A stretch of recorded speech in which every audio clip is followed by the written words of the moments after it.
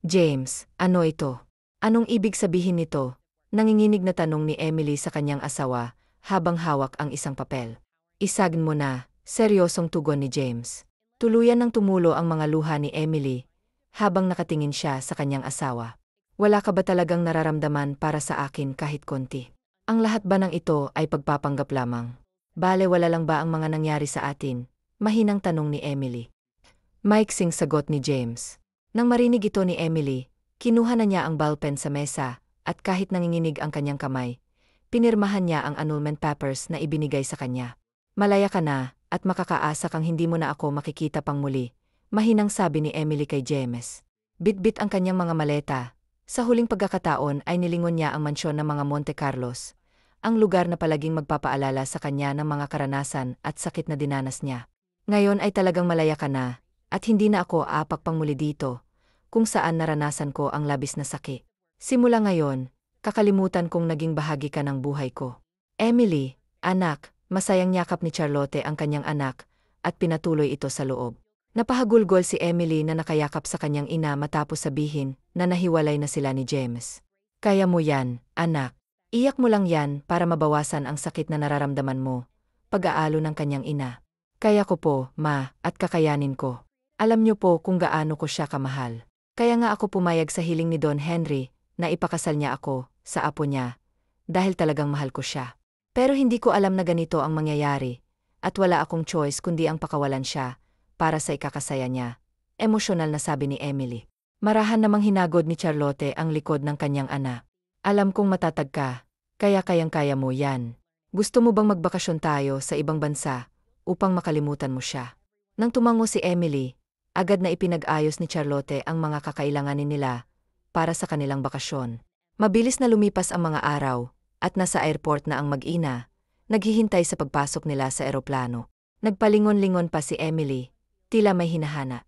Huwag ka nang umasa na darating siya. Kung mahal ka niya, binalikan ka na niya noon pa. Huwag kang mag-alala, tutulungan kita upang makalimutan mo ang apo ng mga Monte Carlos, mahinang sabi ng ina. Samantala, sa opisina ni James, hindi makapaniwala ang tatlo niyang kaibigan, habang nakatingin sa kanya, matapos niyang sabihin ang tunay na nangyari sa kanila ni Emily. Bro, hindi ka man lang ba naawa sa asawa mo? Sobrang bait ni Emily, para maranasan ang ganitong sakit sa buhay. Alam natin pareho kung paano ka mahalin ng asawa mo. Pero bakit mo nagawa yan? Sermon ni William kay James. Tama si William, bro. Alam namin ang dahilan kung bakit mo yan ginawa. Si Amelia ba? Siya ba ang dahilan kung bakit mo iniwan ang asawa mo? Ipinagpalit mo ba ang asawa mo sa pinsan niya? Noon ko pa mahal si Amelia.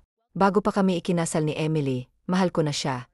Simpleng sagot ni James sa kanyang mga kaibigan. Kaya mo palang gawin ang kasal ninyong dalawa. Sana nga hindi ka makarma sa ginagawa mo, dahil kung mangyari yon, ewan ko lang kung hindi kita masasapak. Galit na sabi ni Benjamin sa kanyang kaibigan. Parang wala lang kay James ang sinabi ng mga kaibigan niya, dahil nakafocus ang kanyang mata sa hawak niyang cellphone. Kailangan ko nang umalis. May lakad kami ni Amelia, kaya kung dito pa kayo magstay, kayo na ang bahalang magsara ng opisina ko. Tumayo si James, bitbit ang kanyang coat, at iniwan ang mga kaibigan sa loob. Napailing ang tatlo sa ginawa ng kanilang kaibigan, bago sumunod dito. Welcome home, Senorita Emily, bati ng katulong nilang si Sofia sa Canada. Maraming salamat, Sofia. Kamusta ka na rito? Nakangiting tanong ni Emily sa katulong. Naku, ayos naman po, ma'am.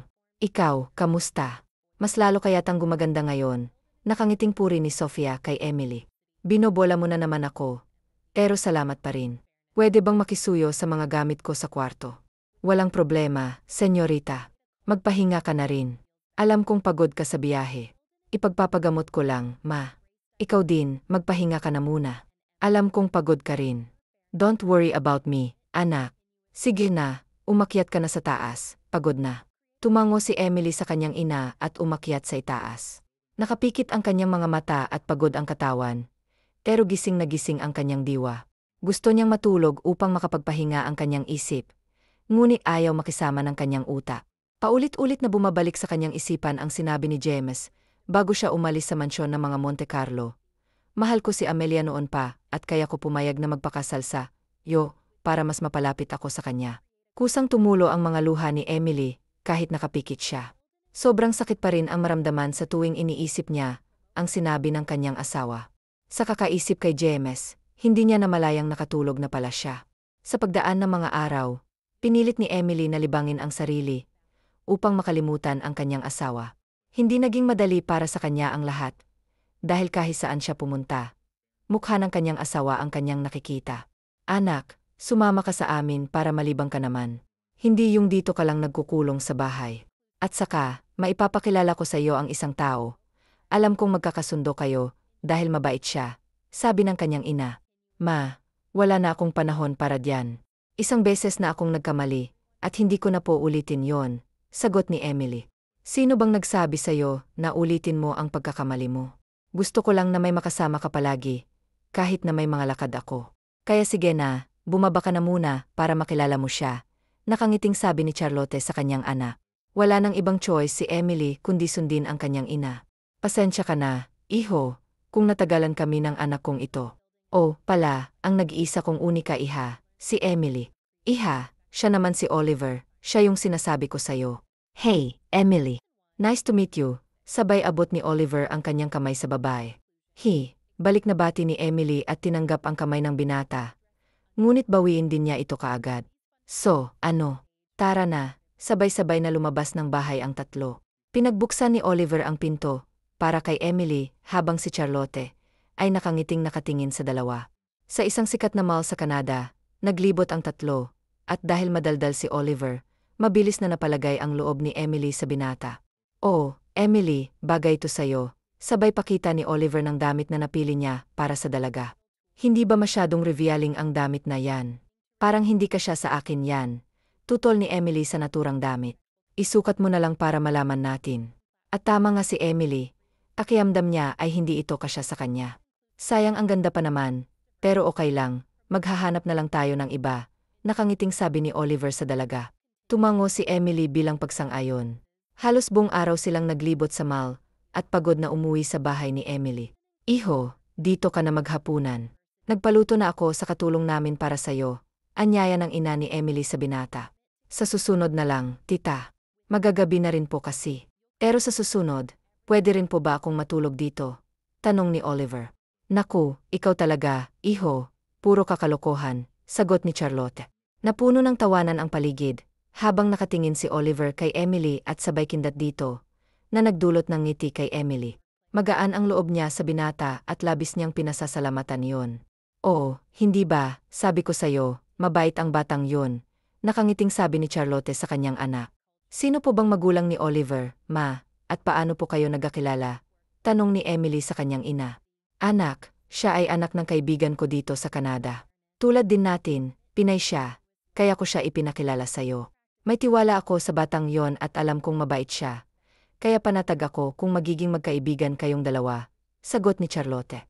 Tumango si Emily bilang pagsang-ayon sa kanyang ina.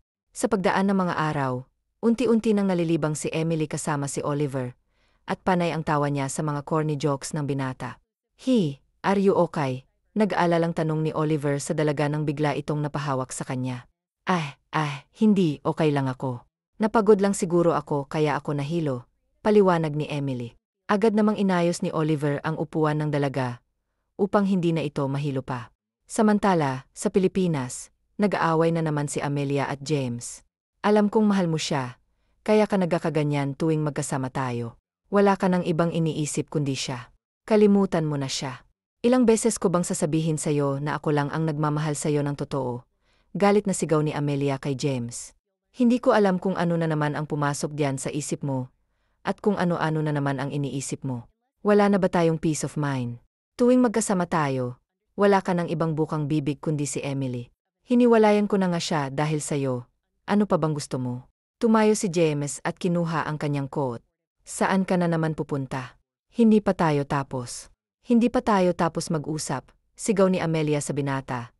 Ngunit hindi siya nito pinansin. Dire-diretso na itong umalis at iniwan ang galit na dalaga. Walang hiya ka talaga, Emily. Kahit nasa malayo ka na, ikaw pa rin ang dahilan kung bakit ako nagkakaganito. Galit na sabi ni Amelia, habang pinagtatapon ang mga gamit niya sa kanyang kondo. Anong meron at nagaya kang uminom ngayon? Tanong ni William kay James. Huhulaan ko, Nag-away kayo ni Amelia at napagtanto mo na ba ngayon na malaki ang kaibahan ng asawa mo sa pinsan niya? Dugtong ni William. Siya ang dahilan kaya kami nag-away. Wala na siyang ibang iniisip kundi si Emily. Nasasakal na ako sa kakabo niya, at hindi lang yon, lahat ng babaeng nakapaligid sa akin. Pinagsiselosan niya. Walang ganang sagot ni James. Kung sana noon mo pa yan nakita, hindi mo sana nagawang saktan ang asawa mo na siyang gusto ng lolo mo para sa'yo noong nabubuhay pa siya.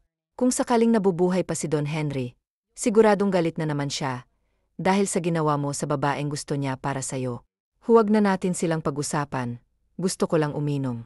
Walang nagawa ang dalawang kaibigan, kundi samahan siya, hanggang sa hating gabi na siya nakauwi. Pagpasok niya sa kanilang mansyon, walang kahit anong ingay ang narinig niya. Naalala niya ang kanyang asawa noong nasa mansyon pa ito. Kapag ganitong oras siya nakauwi, kaagad siyang inaasikaso nito. Lalo na kapag nakainom siya. I miss you, wife. Mahina niyang bulong bago siya tuluyang nakatulog sa kanyang kama. Kamusta na siya, tita? Tanong ni Oliver sa ina ni Emily nang dumalaw ito sa ospital kung saan nakakonfine si Emily. Okay na siya, iho. Buti na lang at malakas ang kapit ng bata, at hindi ito tuluyang nalaglag. Salamat sa pagdala mo sa kanya rito. Pasasalamat ng ina ni Emily sa binata. Siya ang nagdala kay Emily sa ospital nang ito ay dinudugo. Hindi nila alam na buntis pala si Emily, at maging siya ay nawala sa isip na hindi pa pala siya dinadalaw ng kanyang kabuwanan. Medyo nadismaya si Oliver nang malaman na buntis si Emily, dahil sa maiksing panahon, napamahal na siya sa dalaga. Wala po yon, tita. Ang mahalaga, ligtas na siya at ang anak niya, malumanay na sabi ni Oliver sa ginang. Ilang araw lamang ang pagstay ni Emily sa ospital, nakalabas na rin siya. Kumain ka nito, anak. Kailangan mo yan para healthy ang anak mo at ikaw rin. Simula ngayon, ako na mismo ang mag-aalaga sa'yo para safe kayo ng anak ko, sabi ng kanyang ina. Maraming salamat sa pag-aalaga sa akin, ma. Kung wala ka, ewan ko na lang kung ano na ang nangyari sa akin. Basta't mag-iingat ka palagi, nandito lang ako para sa'yo.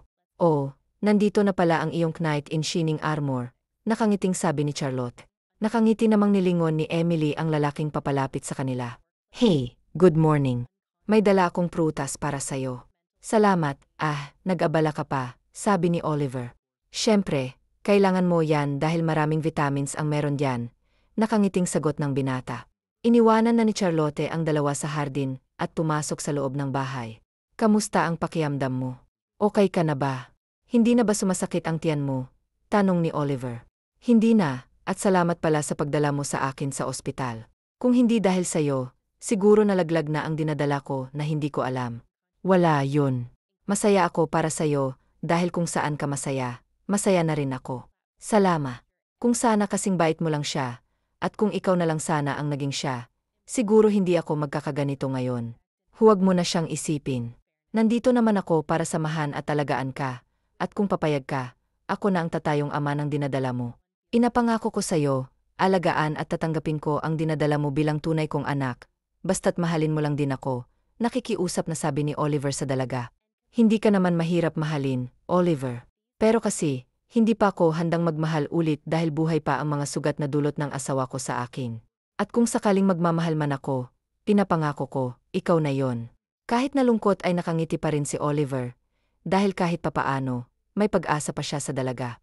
Mas naging close pa ang dalawa, at halos kada araw ay nasa bahay ni Emily si Oliver, para alagaan at samahan siya. Kung gusto niyang maglakad o may check-up siya, si Oliver ang kasama niya, kaya napagkakamalan na sila ng iba na mag-asawa. Hindi ka ba naiilang na mapagkamalan kang asawa ko ng mga hindi nakakakilala sa atin? Malumanay na tanong ni Emily sa binata, habang sila ay naglalakad sa parke, para mag-exercise. Hindi ako masaya, kundi masaya ako na asawa na pala ang tingin nila sa atin. Mas magiging masaya ako kung magkakatotoo ang sinasabi nila, nakangiting sagot ni Oliver. Napangiti na lang si Emily, habang nakatingin sa binata. Hindi ako magsasawang magpasalamat sa'yo, Oliver. Hindi mo naman kailangang gawin yon. Ang importante sa akin, ikaw at ang magiging anak natin. Nakangiti lang na tumango si Emily sa binata. Labis siyang nagpapasalamat na nakilala si Oliver, at balak na niyang sagutin ang binata. Naghahanap lamang siya ng tamang panahon. Sa paglipas ng mga araw, mabilis na lumaki ang tiyan ni Emily at siya ay abala sa paghihintay sa paglabas ng kanyang anak. Docs, how is she? Kaagad na tanong ni Oliver sa doktor nang lumabas ito. She's fine now, And congratulations, your baby is a girl, sagot ng doktor. Thank you, Doc, tugon ni Oliver. You're welcome, sabi ng doktor bago siya nagpaalam. Pumasok na rin si Oliver sa kwarto ni Emily nang mailipat na ito. Uy, ang babi namin, manang-mana ka sa iyong ina. Mahina ang bulong ni Charlotte sa kanyang apo, habang ito ay kanyang kinalong. Tulog pa kasi si Shin kaya mahina lamang ang kanilang boses. Tita, bibili lang ako ng pagkain sa labas, para pagkagising ni Emily, makakain siya kaagad. Paalam ni Oliver sa ginang. Maraming salamat, iho, sagot ni Charlotte. Tumango lamang si Oliver at nang bumalik siya sa loob, gising na si Emily. Nakangiti siyang lumapit kay Emily. Kamusta ang pakiramdam mo? May binili akong pagkain para sa ating tatlo. Kumain ka na muna habang mainit pa itong sabaw. Salamat, Oliver. Hindi ko alam kung paano kita pasasalamatan sa lahat ng kabutihan na nagawa mo para sa akin at sa anak ko. Mahinang sabi ni Emily sa binata. Makita lang kitang masaya, masaya na rin ako para sa'yo. Nakangiting tugon ni Charlotte, habang nakatingin sa dalawa. Pagkalabas nila sa ospital, si Oliver pa rin ang sumundo sa kanila pauwi. Mabilis na lumipas ang panahon. Masayang nakatingin si Emily sa dalawa na naglalaro sa hardin. 7 taon na ang kanyang anak, at 3 taon na silang may relasyon ni Oliver. Masaya siya sa lalaking ipinalit niya sa dati niyang asawa. Ang saya nilang tignan, hindi ba? Wala pa ba kayong planong magpakasal? Malumanay na tanong ni Charlotte sa kanyang anak. Saka na lang siguro, ma. May plano kasi kami ni Oliver na sa Pilipinas magpapakasal since nandoon naman ang mga magulang niya. Malumanay na sagot ni Emily. Ikaw ba, handa ka na bang bumalik sa Pilipinas? Paano kung magkita ulit kayo ng asawa mo? Tanong ni Charlotte. Matagal ko nang inihanda ang sarili ko para sa pagkikita namin, ma. At kung sakaling malaman man niya ang totoo na may anak kami, hindi ko naman ipagkakait sa kanya ang kanyang anak, basta sa akin pa rin ito titira. Alam ko naman na may mahal na siyang iba. May mahal na rin naman akong iba, kaya hahayaan ko siyang maging tatay sa anak niya kung sakaling maghahabol siya sa karapatan niya. Nakangiting inakbayan ni Charlotte ang kanyang anak. Nagmatured ka na talaga at sobrang proud ako sa'yo, anak. Maraming salamat, ma. Tulad ng sinabi ni Emily, pagkatapos ng pasukan, kaagad nilang inasikaso ni Oliver ang mga kailangan para sa kanilang pagbabalik sa Pilipinas kasama ang kanyang ina at pati na rin ang yaya ng kanyang anak. Mommy, faster. Malilete na tayo sa flight natin, sigaw ng anak ni Emily sa kanya. Wait a minute, baby, sigaw din ni Emily mula sa kanyang kwarto. Nakasimangot at nakanguso ang kanyang anak, na siyang ikinatawa ni Oliver. Alam niyang sobrang excited ng bata na makarating sa Pilipinas, kaya pati mommy niya ay minamadali na niya. Don't worry, baby, hindi pa naman tayo late dahil mahaba pa ang oras natin, kaya relax ka lang, okay? Kahit nakasimangot, tumango pa rin ang bata sa kanya. Alam ng bata na hindi si Oliver ang kanyang ama, pero tinatawag pa rin niya itong daddy, para magkaroon siya ng ibang daddy na pwedeng tawagin, at iyon ay si Oliver Deon. Pagbaba ni Emily sa hagdan, halos hindi na humarap si Oliver na nakatingin sa kanyang nobya. Hoy, baka matunaw ako diyan sa kakatitig mo sa akin, nakangiting sabi ni Emily sa kanyang nobyo. Kung pwede lang kitang nakawin, para ako lang ang makakita diyan sa angkin mong ganda, gagawin ko, nakangiting sagot ng binata. We, talaga, kaya mo akong tunawin. O sige nga, subukan mo nga akong tunawin at itago, nanunuksong sabi ng nobya. Kinuha ni Oliver ang kamay ng kanyang nobya, at itinapat ito sa kanyang dibdib, kung saan tumitibok ang kanyang puso. Matagal ka nang nakatago dito, at sapat na ang panahon, para malaman kung ikaw na palaga ang akin, sabi ni Oliver, habang niyayakap si Emily. Bumulong siya rito, don't worry, sayo lang ako at wala nang ibang aagaw sa akin mula sayo, bago niya ito hinalikan sa labi. I love you kaya. Naku, baka malilete pa tayo, natatawang sabi ni Shin sa binata, na tila hindi nakakibo mula nang halikan siya ni Emily. Nakangiti namang sumunod ang binata sa kanyang nobya, na nauna nang naglakad. Sa Pilipinas, inagbababa ni Amelia ang kanyang mga gamit sa kondo, na siya namang nadatnan ng kanyang ina. Cherry, ano ba? Hindi ka ba titigil? Ano na naman bang nangyayari sa'yo at nagwawala ka na naman? Tanong ng kanyang ina. Kasi, ma. Kanina pa ako naghihintay, dahil anniversary namin ngayon. Gusto ko sanang yayain siyang magpakasal, pero hanggang sa mga oras na ito, wala pa rin siya. Nakakainis dahil hindi siya sumasagot sa mga tawag ko. Emosyonal na sagot ni Amelia sa kanyang ina. My goodness, Amelia, yan lang nagwawala ka na. Paano naman kung may emergency kaya hindi siya nakarating? Aano kung may nangyaring hindi maganda sa kanya? Imbes na hanapin mo siya, nagwawala ka pa diyan. Kaya lumalayo ang loob ni James sa'yo, dahil diyan sa ugali mo. Saan ka ba kasi nagmana ng ugali? Naiiritang sabi ni Victoria sa kanyang anak. Ma'am, kailangan pa bang itanong yan? Siyempre, sa'yo ako nagmana. Kanino pa ba ako dapat magmana? Ikaw lang naman ang nanay ko, sagot ni Amelia. Oh, yun na nga. Ako ang iyong ina, pero magkaiba tayo ng ugali. Lumalaban ako ng patas, hindi katulad mo na basta na lang magkakagusto sa lalaking may asawa. Ewan ko ba't nagkagusto ka diyan kay James kesa sa mga manliligaw mo, na mas mayaman at mas may appeal pa. Hindi ko alam kung bakit tumatol ka sa kanya. Ma'am, Mommy, matagal na kaming nagmamahalan ni James. Hindi pa sila kasal ni Emily, ay kami na at naging komplikado lang ang relasyon namin. Dahil si Emily ang ipinakasal ng lolo ni James sa kanya. Kahit alam niya na ako ang girlfriend ng apo niya. Hindi magkakaleche ang buhay ko kung hindi dahil sa matandang yon, galit na sabi ni Amelia sa kanyang ina. Hindi nakapagsalita si Victoria sa sinabi ng kanyang anak. Hindi niya alam na ganun pala ang pinagdadaanan nito. Gusto niyang tulungan ang anak na mag-aayos sila ni James. Ngunit wala siyang magawa. Hindi rin niya pwedeng sabihin kay Amelia na alam niyang hindi pa na-annul ang kasal ni Emily at James. Dahil hindi ipinasa sa abogado ni James ang papel na pinapirmahan niya sa kanyang asawa. Kaya hanggang ngayon, asawa pa rin ni James si Emily sa batas. Linisin mo ang kwarto mo at ako na ang bahala para hanapin si James. Bilisan mo ang pagkilos mo, dahil baka lalo pang hindi ka puntahan ni James pag nalaman niyang nagwawala ka rito sa kondo mo.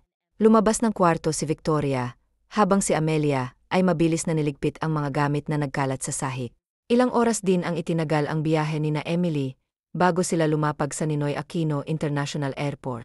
Sa bahay na tayo didiretso, dahil naghanda ng pagkain sila Mommy para sa atin. Nakangiting sabi ni Oliver sa mga kasama niya. Dad, ito na po bang Pilipinas? Inosenteng tanong ng anak ni Emily sa binata. Yes, baby, at dito na tayo titira. Really po? Wow, manghang sabi nito. Oh, tayo na. Naghihintay na raw sa labas ang sundo natin. Hinawakan ni Emily ang anak niya, at iginiya ito palabas ng airport, kung saan naghihintay ang sundo nila. Dumiretso sila sa bahay na magulang ni Oliver, kung saan ay doon nila napagkasunduan na magpahinga muna bago tumuloy sa kanilang sariling bahay. Pasok po kayo, ma'am, senyorito. Maligayang pagdating po sa inyo. Maraming salamat, Manang Lydia. Masayang sinalubong ni Karen ang mag-ina kasama ang anak niya at ang anak ni Emily sa bahay nila. Kamusta na kayo? Naku, mabutit nakabalik na kayo rito. Kamusta ka na, Charlotte? Sabay beso niya sa ginang. Okay lang ako, Karen. Nakangiting sagot ni Charlotte sa kaibigan. Ikaw, iha. Kamusta ka na? Hello, Bobby. Kamusta na ang apo ko? I'm okay po, Granny, masayang sabi ng bata. Okay lang po, tita. Kayo po kamusta po kayo dito? Si tito po pala, nasaan? Nasa opisina pa iha, nakangiting sabi ng ginang. Baka nakalimutan niyo po, nandito pa ako. Tila nagtatampong sabi ni Oliver sa kanyang ina. Ano ka ba naman? Saan kahapon pa tayong nag-uusap tapos magtatampo ka na kaagad? O sige na, huwag ka na magtampo diyan. Halina kayo kakain na tayo. Masayang nagsalo-salo sa pagkain ng pamilya nila Emily at Oliver. Pagkatapos ay nagpahinga lang silang saglit bago tumuloy sa kanilang bahay. Love, maraming salamat sa paghatid mo ha. Alam kong pagod ka rin kaya magpahinga ka na muna dito. Mamaya ka na umuwi. Pigil ni Emily sa nobyo niya. Kung sasamahan mo akong magpahinga, bakit hindi bukas pa ako uwi? Nakangising sabi ni Oliver sa nobya. Mahina siyang nahampas ni Shin sa dibdib na kaagad niyang ikinadaing. Aray napahawak sa kanyang dibdib si Oliver nang hampasin siya ni Emily. Kaagad namang nahintatakutan si Emily. Love, anong nangyari? Sorry, saan ang masakit? Sabihin mo sa akin, natataranta niyang tanong sa binata. Dito, masakit dito. Turo niya sa dibdib niya sa tapat ng kanyang puso. Kaagad namang hinawakan ni Emily ang itinuturo ni Oliver sa kanya. Nakangisi namang hinuli ni Oliver ang kamay ng nobya, bago niya ito hinapit at ikinulong sa bisig niya. Kaagad namang napamulagat si Emily nang mahinang tumawa si Oliver. Akala mo totoo, no? Sira ulo ka talaga. Ba't mo ginawa yon? Alam mo bang kinabahan ako ng sobra sa ginawa mo? Akala ko totoong may sakit ka na, bulyaw ni Emily sa binata. Malaki naman ang ngiti ni Oliver nang yakapin ang nobya. I know, I'm sorry. Gusto ko lang makita kung paano ka mag-alala sa akin at ngayong alam ko na nasobra ka mag-alala sa akin. Hindi ko alam kung kaya ko pa bang mawala ka sa akin. Mahinang sabi ni Oliver, habang nakapatong sa balikat ni Emily ang mukha niya. Kaagad namang kumalas si Emily sa pagkakayakap ni Oliver sa kanya. Ano ba yung pinagsasasabi mo? Bakit? May problema ba? Malumanay na tanong ni Emily sa binata. Wala naman, nag-worry lang ako kasi nasa Pilipinas na kasi tayo, at alam kong hindi magtatagal ay malalaman na niya na nakauwi ka na galing ibang bansa. Malumanay niyang sagot sa nobya. Yun lang bang dahilan? Gumiti na matamis si Emily sa binata bago siya yumakap dito. Tandaan mong ikaw na ngayon ang binibigyan ko ng karapatan sa akin. Matagal na kaming wala ni James at kung sakaling magkita man kami, wala na sa akin yon. Mahal kita, hindi lang dahil sa sakripisyo mo sa akin, kung hindi dahil sa pinili ka ng puso ko. Mahal na mahal kita. Tatandaan mo yan ha. Thank you. Thank you, love. Kinintalan ni Oliver ng halik sa labi, at noo si Emily bago ito nagpaalam na alis na siya. Hindi na siya nakapagpaalam pa sa ina at anak ng nobya, dahil kasalukuyan nang nagpapahinga ang mga ito ngayon sa kanilang kwarto. Inihatid lang ni Emily sa labas ng bahay nila si Oliver, at nang makalayo na ang kotse ng binata, ay saka pa lang siya pumapasok sa loob ng bahay. Dumiretso na siya sa kanyang kwarto, bago pa sa lampak na inihiga ang sarili sa malambot niyang kama. Hindi maiwasan ni Emily na isipin kung anong magiging reaksyon ni James pag nakita siya lalo na pag nalaman nito na may anak sila. Nasa ganong pag-iisip siya nang umilaw ang cellphone niya. Nakasilent kasi ito kaya wala itong tunog. Love, tulog ka na ba? Hindi kasi ako makatulog, iniisip kita, basa niya sa text ni Oliver. Bigla namang nag-init ang PC ni Emily dahil sa text na nabasa. Simpleng pakilig lang ni Oliver sa kanya ay bumibigay na siya at inaamin niya sa sarili niyang in love siya rito. Talaga ba ako ang iniisip mo? Ikaw din ang iniisip ko eh. Nilagyan pa niya ng emoji na nakangiti ang text niya at sinend ito. Hindi pa yata nakakarating ang text niya nang tumawag ang binata. Ayaw mo yata akong patulugin dahil sa sinabi mo, kaagad na sabi ni Oliver sa kanya. Mahina namang napatawa si Emily sa bungad ni Oliver sa kanya. Naglalambingan lang ang dalawa sa tawag hanggang sa nalobat na ang cellphone ni Emily, saka pa ang napilitan si Oliver, napakawalan ng dalaga. Malalim na buntong hininga ang pinakawalan niya. Hindi niya alam kung bakit nagkakaganon na lang siya. Bigla na lang parang ayaw niyang malayo sa tabi ng nobya. Kinabukasan, habang busi si James sa opisina, ay bigla nilang bumukas ang pinto at tumasok doon si Amelia. Sobrang iksi ng suot niyang skirt. Kaagad na tumaas ang kilay ni James na makita ang suot ng dalaga. Naubusan ka na ba ng damit at ganyan nakaiksi ang suot mo? Hindi ka na ba nahihiya? Konti na lang makikita na yang kaluluwa mo. Kaagad naman sumimangot si Amelia nang marinig ang sinabi ng binata sa kanya. Bakit hindi ba maganda? Sabi ni Mommy okay naman daw at maganda naman dahil maputi naman ako. Sabi pa ng babae na ikinailing na bumalik sa pinipirmahan niyang papeles ang tingin ni James at hindi na pinansin ang babaeng nasa harap niya. Bakit ka ba nandito? Wala ka bang trabaho sa inyo? Tanong ng binata sa dalaga.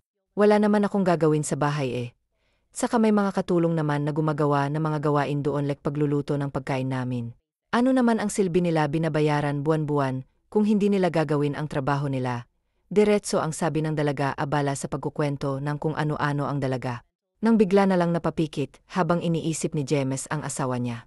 Nami-miss na niya ito, pero hindi niya alam kung paano ito hahanapin.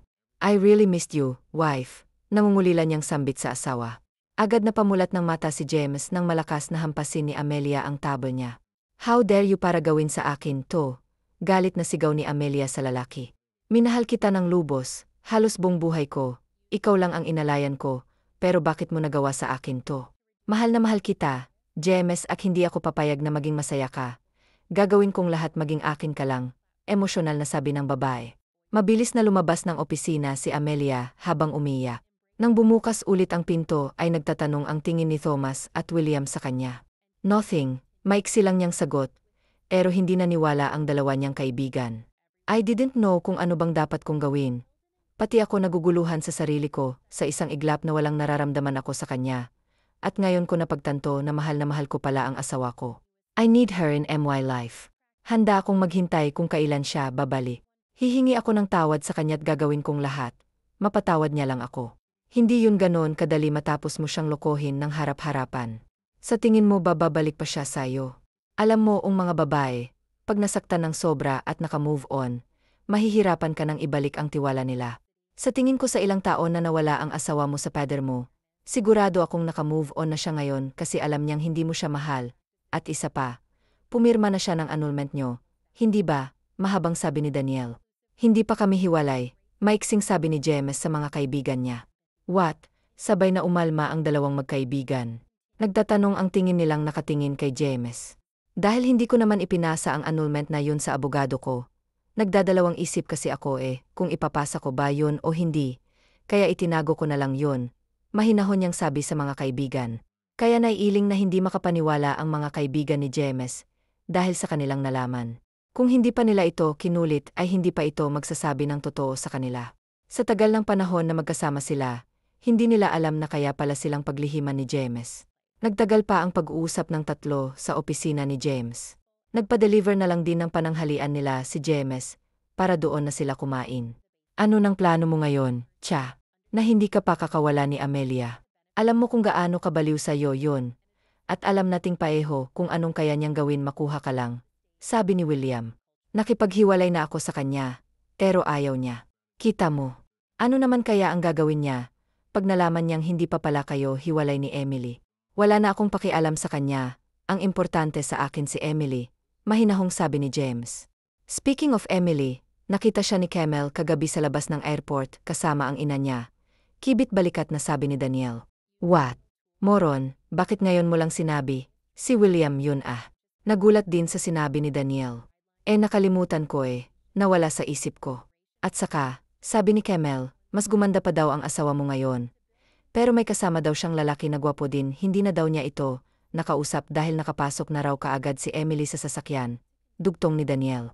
Hindi alam ni James kung anong mararamdaman niya ngayong nalaman niyang nakabalik na ang asawa niya. Excitement at kabang nararamdaman niya. Pero palaging nakatatak sa utak niya na babawiin niya ang asawa niya. Mommy, anong gagawin ko? Hindi sila pwedeng magkita, ma'am. Babalikan siya ni James. Akin lang si James, ma'am. Akin lang siya. Mas lalo akong mahihirapan akong din ulit ang loob niya. Pag nagkita pa sila, hindi mapakaling sabi ni Amelia sa kanyang ina. Ayaw mo siyang magkita sila ng asawa niya Bakit ba kasi nang una pa lang ay hindi mo na siya niyayang magpakasal habang mahal ka pa niya? Mas pinapairal mo kasi ang kapraningan mo Ang akala mo kasi ay hahabulin ka ni James pag lumayo ka. Why ano ngayon, kabaliktaran na ang nangyayari dahil ikaw na ngayon ang naghahabol sa kanya. Bulyaw ni Victoria sa anak. Hindi naman nakaimik si Amelia sa sinabi ng ina. Totoo naman kasi ang sinabi nito sa kanya. Naiyak na lang na naitakip ni Amelia ang kamay niya sa kanyang mga mata. Ready ka na ba, Bobby? Tanong ni Emily sa anak niya. Gagala kasi sila sa mall. Yes mommy, I'm ready po, masayang sabi ng anak niya sa kanya. Nakangiti namang hinaplos ni Emily ang mukha ng anak niya. Kung meron man akong pinakamagandang regalo na natanggap mula sa taas, walang iba yun kung hindi ikaw, Bobby ko. Mahal na mahal kita, anak. I love you too, mommy. Masayang yakap ni Emily ang anak niya, na nakayakap din sa lig niya. Oh, huwag na kayong magdrama diyan. Tara at nandito na si Oliver, sabi ni Charlotte sa dalawa kaya sabay nang lumabas ng bahay ang tatlo. Daddy, masayang tumakbo si Isabella sa ama niya, at agad na nagpabuhat dito. Wow, ang ganda naman ng Bobby ko. Really po. Mas maganda pa po kay mommy, napatawa ng tuluyan si Oliver sa tanong ng anak niya sa kanya. Of course. Maganda si Bobby, pero mas maganda si mommy, at pangalawa si Bobby kay mommy, nakangiting sabi ni Oliver. Nakasimangot naman si Isabella, na tumingin sa ama niya. I hate you, Daddy, nakasimangot na sabi ni Cassie. Si Emily, dinig na dinig ang sinabi ng anak, ay napatawan na rin na lumapit sa dalawa. Don't worry Bobby, para kay mommy mas maganda ka kaya huwag ka na magtampo. Dahil sa puso't isip ni mommy si kilang maganda.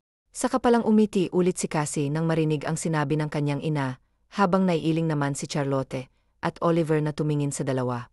Pagdating nila sa mulay, kaagad na hinila ni Cassie ang kanyang ina sa loob. Baby, be careful. Baka madapa ka, saw ni Emily sa anak niya na bumitaw ito sa kanya. Faster mommy.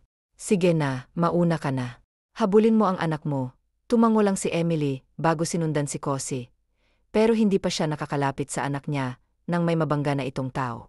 Oh, MY, lalapitan na sana niyang anak na lumingon ang taong nabangga nito. Kaagad nagtago si Emily para hindi siya makita ng anak niya dahil lumilingon-lingon ito sa kinaroroonan niya. He, who's with you? Bakit pinababayaan ka nilang ikaw lang ang mag-isa? Baka mawala ka rito, sabi ni Marco sa batang bumangga sa kanya. I'm with my mommy and daddy, pero hindi ko alam kung nasan na po sila. Mahinang sabi ni Cassie kay James.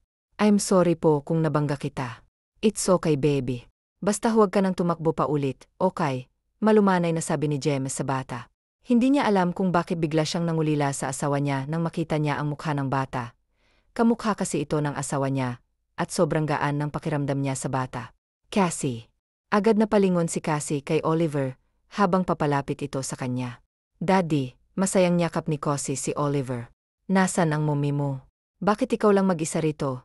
Kaagad na tanong ni Oliver sa bata. Habang si James ay nakatingin lang sa dalawa, hanggang sa umalis na ang mga ito. Kung hindi siguro siya nakipaghiwalay kay Shai noon, siguro ay kasing laki na ng batang yan ang anak niya ngayon, nasabi na lang ni sa sarili, habang bumuntong hininga. Umalis din kaagad sa mall na yun si James, dahil may pupuntahan pa siya. Pero hindi pa man siya tuluyang nakalalayo nang tumunog ang cellphone niya, na kaagad naman niyang sinagot. Bro, nasan ka na? Nasa mall kaming tatlo. Punta ka rito, dinig niyang sabi ng kaibigan niya sa kabilang linya. Napilitang bumalik ni James sa loob ng mall, kung nasa saan ng mga kaibigan. Habang naglalakad ay napansin niya ang bata sa kabilang hallway na naglalakad kasama ang ama nito, at nang may lumapit na babae dito, ay halos hindi makagalaw si James sa kinatatayuan niya, matapos makita ang babae, lalo na ang paghalik at pagngiti ng babae sa lalaki. No, hindi siya yan. Ikinukurap-kurap pa ni James ang tingin niya, pero ganun pa rin ang nakita niya. Sa isang iglap ay nawala sa mga kaibigan niya ang kanyang atensyon, dahil nakasunod na siya sa mga taong nakita niya. What happened? May problema ba? Tanong ni Oliver nang lumingalinga ito sa paligid nila. Wala love. Parang may nakatingin kasi sa atin eh. Sabi ni Emily pati si Oliver ay napalingon din sa paligid nila.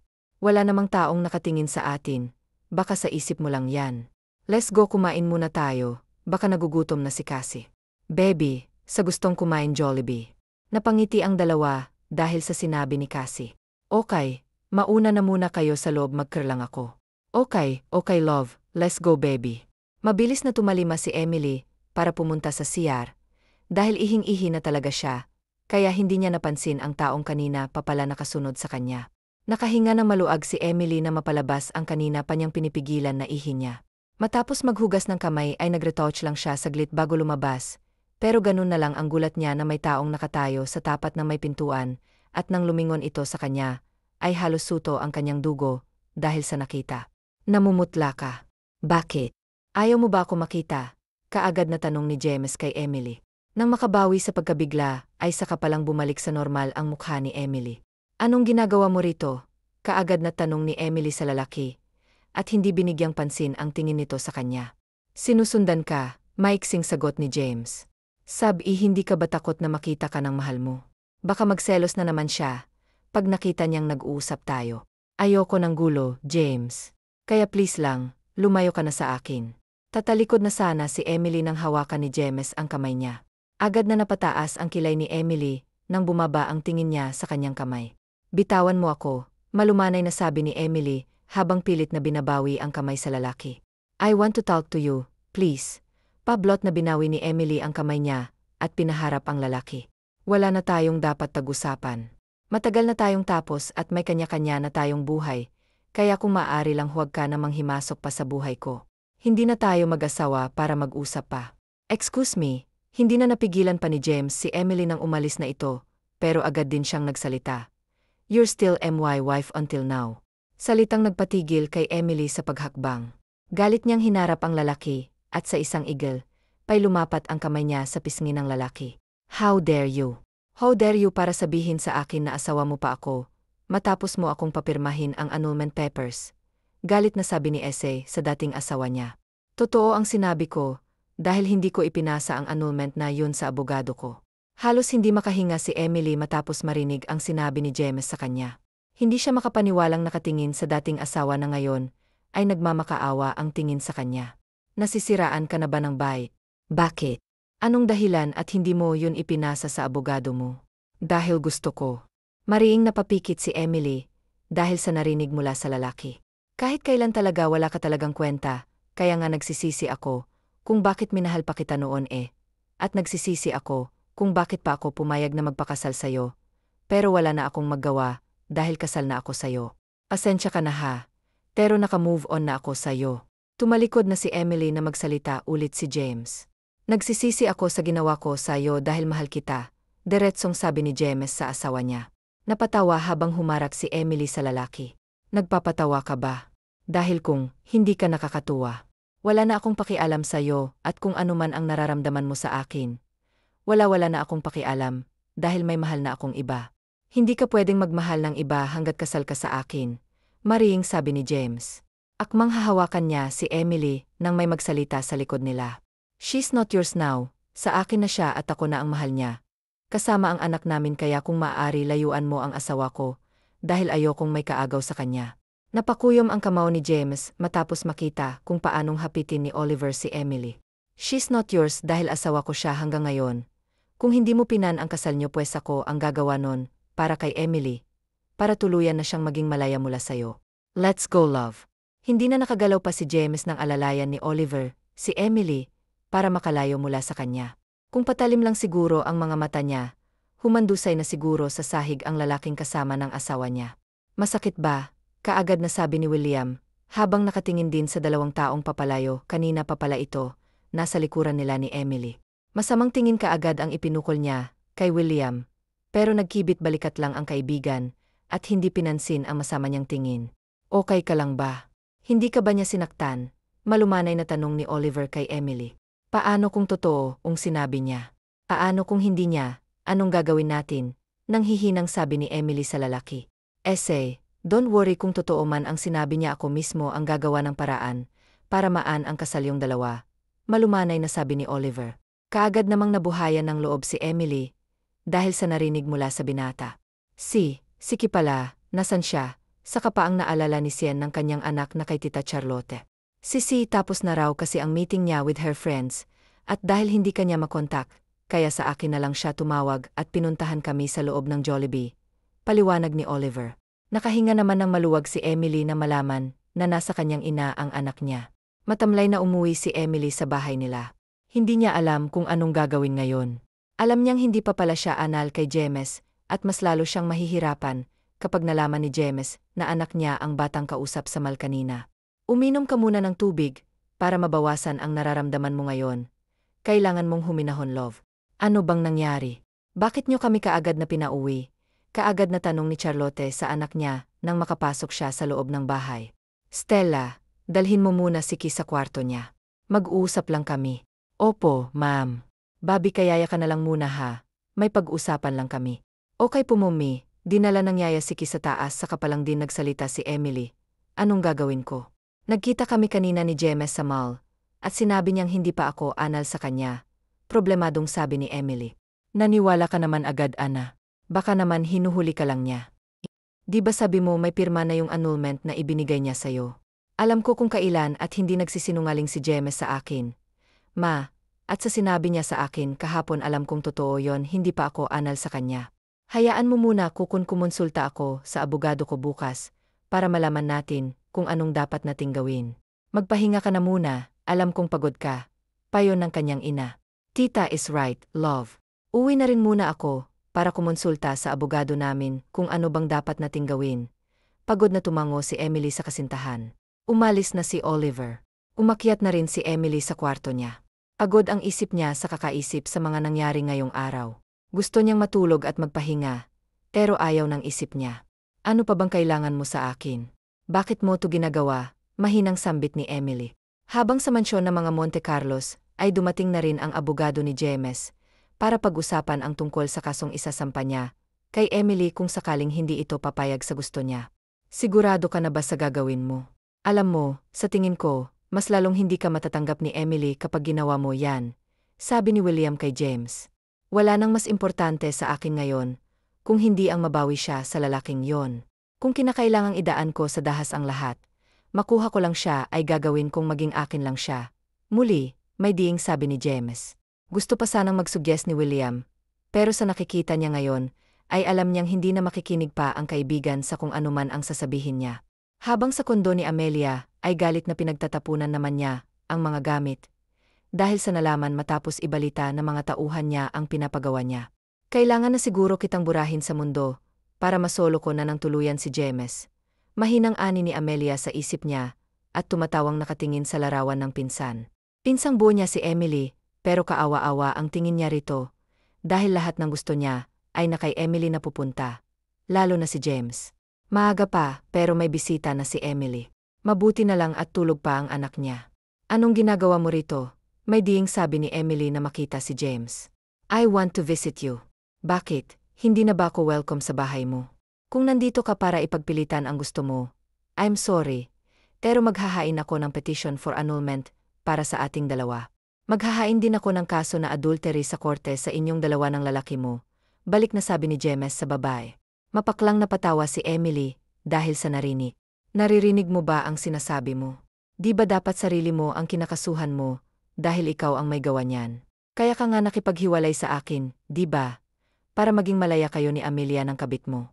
Wala na kami ni Amelia, nakipaghiwalay na ako sa kanya. Hindi pa natatapos ni James ang sasabihin niya, nang malakas na magkasunod na sampal ang natanggap niya. Napasingha pa ang lahat ng katulong kasama ang kanyang ina sa ginawa niya kay James. Gustong maiyak ni Emily, dahil sa galit sa lalaki. Pero hindi niya nagawa. Pag-isipan mong mabuti ang alok sayo. Makipagbalikan ka sa akin o ipapakulong kita at ng lalaki mo. Halos hindi na humihinga si Emily, dahil sa galit niya kay James. I'll give you time until tomorrow, para hiwalayan siya, at sasama ka sa akin. Kung hindi, alam mo na ang gagawin ko. Umalis na si James, nasalubong pa niya si Oliver sa may pintuan. Ngumiis lang siya sa lalaki at iniwan na ito. Pagpasok ni Oliver sa loob ng bahay, ay umiyak niyang naratnan si Emily sa loob. What's wrong? Anong ginawa niya sa'yo? Bakit siya nandito? Dinala ni Emily si Oliver sa likod ng bahay at doon kinausap. What? No, love. Hindi mo gagawin yan. Hindi ka sasama sa kanya, pero ipapakulong ka niya. Oliver, ako ipapakulong niya. Tayong dalawa at ayokong mangyari yon. Ayokong makulong ka ng dahil lang sa akin. Mahal na mahal kita, Oliver, kaya ko to gagawin. Umiyak na sabi ni Emily sa nobyo. Ati si Oliver ay umiyak na rin na niyakap ang dalaga. Akala ko ba mahal mo ako? Na walang sukuan. Pero bakit ngayon palang sumusuko ka na? I'm sorry, Oliver, pero ito na lang ang huli nating pag-uusap. Mahal na mahal din kita, pero kailangan kong gawin to. Umiyak na pumasok sa bahay nila si Emily. Naawa namang nakatingin ang ina ni Emily sa dalawa, pero wala siyang magawa, dahil sabi ng abogado nila ay siguradong mananalo sila James, dahil may hawak siyang ebidensya laban sa kanilang dalawa.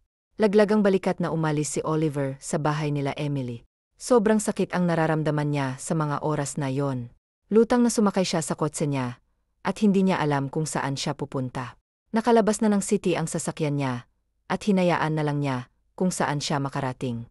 Sa isang lugar na tahimik at walang maraming tao, doon pumunta si Oliver, para mabawasan ang sakit na nararamdaman niya sa ginawang pakikipaghiwalay ni Emily sa kanya. Sobrang mahal niyang babae, kaya labis siyang nasaktan sa naging desisyon nito. Isa sa nagbigay ng sakit sa kanya, ay hindi man lang siya hinayaan ni Emily na ipaglaban niya ito sa dati nitong asawa, at basta na lang itong sumuko. Nagdaan pa ang mga araw. Nagulat na lang si Emily nang tumawag ang ina ni Oliver, at hinahanap ang binata sa kanya. Kaya hindi mapakaling hinagilap ni Emily ang cellphone niya. Pero nakailang kontak na siya rito, ay wala pa ring sumasagot. Ati si Emily ay kinakabahan na rin. Ibinlater na ng ina ni Oliver ang pagkawala niya. Pero nagdaan na lang ang mga buwan, wala pa ring balita sa binata. Samantalang si Emily ay hindi na rin tumuloy sa pakikipagbalikan kay James dahil kay Oliver. Hindi ka pwedeng hindi tutupad sa usapan natin. Pumayag ka na sa gusto ko at kapag hindi ka tumuloy. Bakit? Ipapakulong mo ako, galit na sabi ni Emily kay James. Gawin mo kung ano man ang gusto mong gawin. Wala na akong pakialam sa'yo. Kung diyan ka masaya, go ahead. Basta hindi na ako babalik sa'yo. Mas importante sa akin si Oliver, at hindi ikaw ang taong makakapigil sa akin. Sa binitawang salita ni Emily ay tuluyan nang nalaglag ang balikat ni James. Umalis na ang asawa niya, at hindi na siya nilingon pa nito. Unang pagkakataon na tumulo ang mga luha niya sa sobrang sakit na nararamdaman. Sa mga oras na yon ay saka palang naisip ni James na ganun pala kasakit ang naramdaman ng asawa niya noon, nung pinilit niya itong pumirma sa annulment, dahil gusto niyang maging malaya. Ma, ikaw na munang bahala kay Kisha, Susundan ko lang po si Oliver, pagpapaalam ni Emily sa kanyang ina. Sobrang nagsisisi siya kung bakit niya yung ginawa sa taong labis na nagsakripisyo sa kanya, kaya naisipan niyang babawi siya rito. Huwag kang mag-alala sa anak mo. Ako nang bahala sa kanya. Basta kailangan pagbalik mo rito, kasama mo na siya ha. Makakaasa ka, ma. Aalis na po ako. Kumaway-kaway si Charlotte na nakatingin sa anak niyang papalayo ang sinasakyan nitong kotse. At ipinagdasal niyang sana ay maging masaya na ang anak niya. Mahaba-haba rin ang ibinyahe ni Emily bago sila nakarating sa lugar kung saan doon namamalagi si Oliver. Napatingin pa siya sa magandang tanawin na nasa paligid niya. Ang ganda po pala dito, mahina niyang ani na dinig naman ang kasama niya. Opo, ma'am. Maganda po talaga dito at ito lang ang palaging pinupuntahan ni Sir kapag may problema siya. Private property po kasi nila ito at tanging sila lang ang pumupunta rito. Sabi ng driver ni Emily, driver din ng pamilya ni Oliver. Sumunod po kayo sa akin, ma'am. Nandito po ang malaking bahay nila sa likod. Tahimik lang na sumunod si Emily sa driver, at paghinto nila, ay isang malaking bunggalo ang bumungad sa kanya. Sa likuran po ng bahay na yan, meron po diyang maliit na bahay na nasa taas ng isang puno. Diyan po si Sir na mamalagi. Ipapasok ko na lang po itong dala mo sa loob. Ikaw na lang ang pumunta sa kanya, may hagdan naman po ang bahay na yon. Medyo mataas, pero may hawakan naman po, para hindi ka mahulog. In short, isa pong treehouse ang nasa likod ng bunggalo na to. Tumango lang si Emily sa driver at umalis na ito. Samantalang si Emily ay nagtungo na sa sinabi ng driver sa likod.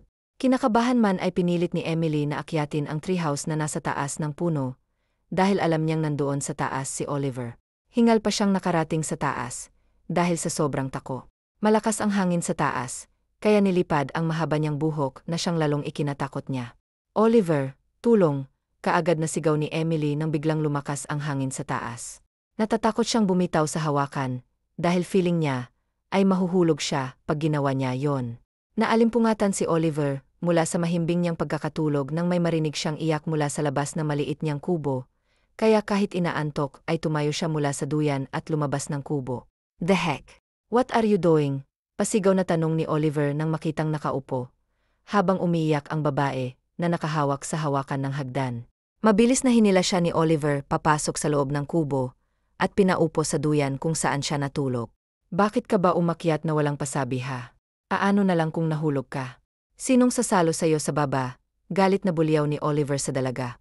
Bakit, hindi mo ba ako sasaluhin? Nakalabing sabi ni Emily sa binata. Napapikit habang gustong matawa ni Oliver dahil sa sinabi ng nobya. At paano naman kitang sasaluhin kung nandito ako sa taas at ikaw nandoon sa baba? Dahil bumagsak ka na ha? Galit pa rin niyang sabi. Sorry naman, hindi ko naman alam na ganito pala kataas akyatin yon. Nakalabi pa ring sabi ni Emily. At pinilit mo pa rin. Dahil gusto ko makita ka. Napabuntong hininga naman si Oliver na nakatingin sa nobya. Akala ko ba nakipagbalikan ka na kay James? Bakit ka pa pumunta rito? Sino nagsabi sa'yo nandito ako? Si Tita. Pinuntahan ko siya kahapon sa inyo.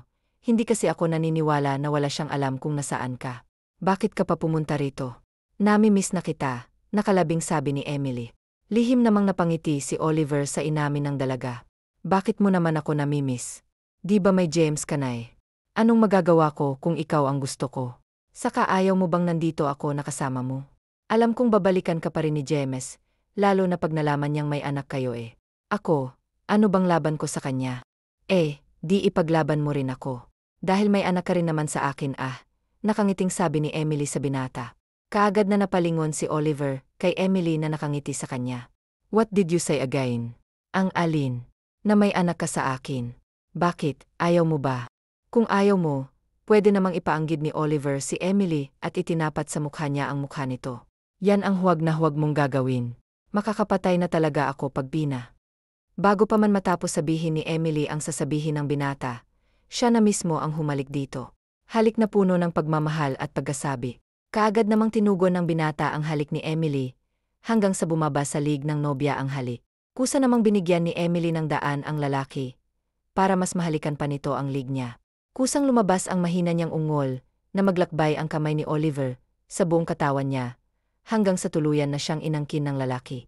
Nagtagal pa ng ilang araw ang pagstay nila Emily sa naturang private resort nila Oliver, saka sila nagpa siyang umuwi na sa Maynila, para ayusin ang lahat. At pagdating nila ay isang sorpresa ang sumalubong sa kanila. Wala ka nang dapat pang alalahanin, anak, dahil pirmado na yan ni James bago siya umalis. At sabi niya, ikaw na lang daw muna ang bahala sa anak ninyo. Pero babalik daw siya para hiramin ang anak niya paminsan-minsan. Paano po niya nalaman? Nagtatakang tanong ni Emily sa ina dahil narinig niya akong kausap ang ina ni Oliver. Pero don't worry, hindi naman niya kukunin ang anak niya sa'yo. Para patunayan sa'yo na mahal ka niya at pinagsisisihan niya kung bakit ka pa niya pinakawalan. Nakangiting sabi ni Charlotte. Napaiyak na lang sa sobrang saya si Emily kay Oliver dahil sa mga nalaman. Mabilis pa na tumakbo ang oras matapos ma-approve ang annulment papers nila ni James at Emily ay kaagad na nagpakasal ang dalawa. Masaya na akong makikita kang masaya. Mahal na mahal kita, Emily, hanggang sa huli kong hininga. Ikaw lang ang tanging babae na papangarapin kong makasama hanggang sa huli. I love you, basa ni Emily sa sulat na kalakip ng regalo sa kasal niya. Napaiyak sa sobrang saya si Emily na kaagad namang pinahid ni Oliver. Naging maganda ang takbo ng buhay ni Emily kasama si Oliver. Nalaman din niyang sinundan ni Amelia si James sa ibang bansa. Alam niyang sobrang mahal ni Amelia si James. Kaya ngayong asawa na kita, mamahalin at alagaan ko kayo ng anak ko. Kasama na ang panganay natin at magsisikap ako para sa ating mga anak. Mahal na mahal kita, love. Salamat sa walang sawang pagmamahal mo sa akin, Oliver. Inapangako kong magiging mabuting asawa at ina ako sa mga anak natin. Mahal na mahal din kita. Wakas. TNNANET, Emily, Decho Shine. James, Decho Marco. Charlotte, Decho Josie. Oliver, Decho Lloyd. Amelia, Decho Charina. Henry, Decho Don Ernesto. William, Decho Charles. Benjamin, Decho Alex. Sophia, Decho Angela. Isabella, Decho Kasi. Victoria, Decho Maria. Daniel, Decho Aris. Thomas, Decho Josh.